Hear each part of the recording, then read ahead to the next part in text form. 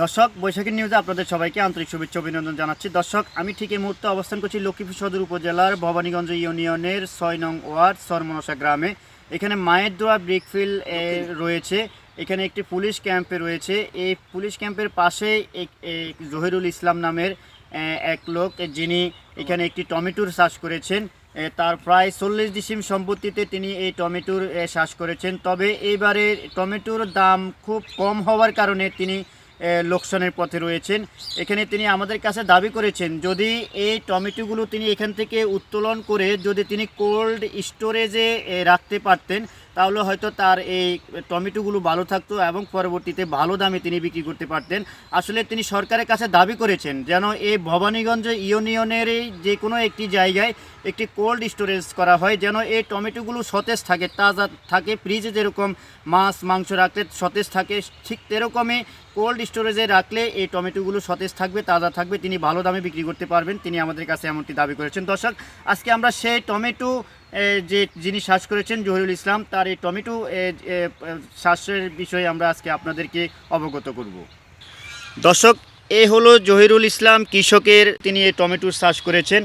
এই টমেটো চারা থেকে টমেটো আসবে, সেই টমেটো তিনি বাজারে বিক্রি করে লাভবান হবেন, সেই আশায় তিনি আসলে এই টমেটো চাষটি করেছেন। প্রায় 1.5 লক্ষ টাকা খরচ করে তিনি এই টমেটো চাষ করেছেন।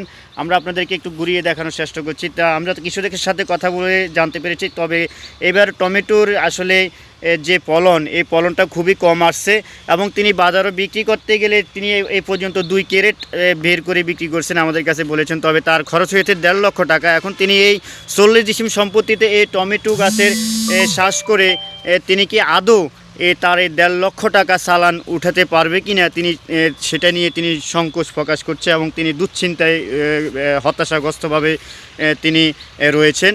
তো দর্শক, আমরা এই টমেটো চারার বিষয়ে এবং টমেটো যিনি চাষ করেছেন আমরা তার সাথে কথা বলবো। আসলে তার দুঃখ দুর্দশা সম্পর্কে আমরা একটু তার কাছ থেকে জানবো। আপনার কি নাম? জহিরুল ইসলাম। পিতার নাম? আব্দুল মতিন। বাড়ির নাম? আন্তরবাড়ি। কত নম্বর ওয়ার্ড? 6 নং ওয়ার্ড স্যার। গ্রাম? সরমনসা পশ্চিম।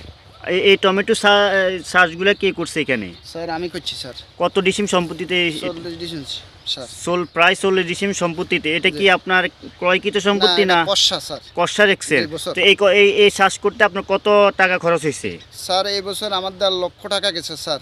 মাত্র আমি 2 ক্যারেট টমেটো বেচছি, কিন্তু কাল বাজারে এমন অবস্থা স্যার, কিন্তু কাল 1.5 লক্ষ টাকা 20,000 টাকা আমি একসাথে করতে পারবো কিনা স্যার, আমার মনে খুব একটা দুশ্চিন্তা রয়েছে স্যার। এখনো তো টমেটো সবে মাত্র বের হচ্ছে, আপনারা এটা মনে হয় সম্ভবত একটু দেরিতে রোপণ করছেন এই গাছগুলো। দেরিতে রোপণ করছি স্যার, এমন দেরিও না। তারপরে স্যার বাজারে যে অবস্থান স্যার, কিন্তু গেলে এই অবস্থানের কারণে আমাদের খুব একটা দুশ্চিন্তা আছে। এত টাকা খরচ করছি, কিন্তু গেলে এখন বাজারের খুব পরিস্থিতি খারাপ।